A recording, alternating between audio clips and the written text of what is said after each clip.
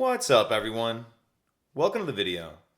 Today we're going to take a look at how to replace the battery in this Toyota remote head key fob.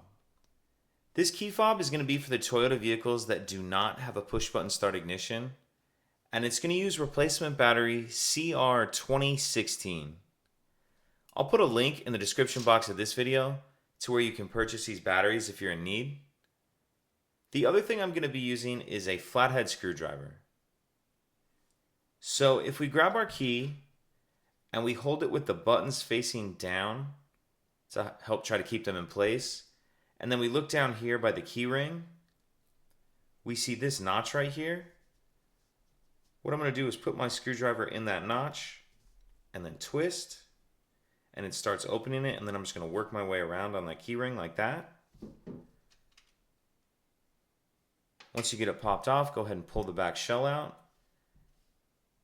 Now we're going to pull this piece out that's sitting inside.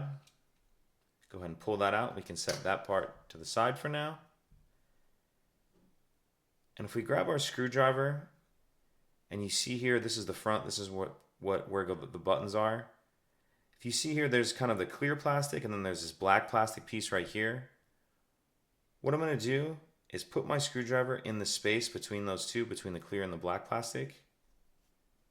And similar to how we opened it in the beginning, I'm just going to twist, and it pops the back of that shell up, that black plastic piece. And go ahead and pull those apart. Now looking in the clear plastic half, we see our battery right here. And you can use your screwdriver just to help kind of get it out of that little holder. Carefully just push that out.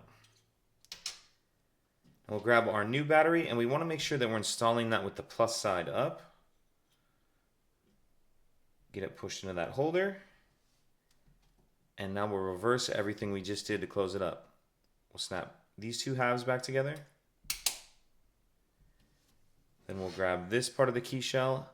And these buttons just float around in here. They move around really easy. So if any of yours have moved, go ahead and get them back where they need to be. And then we'll put this back in here. Because the shape of it really only fits in there one way.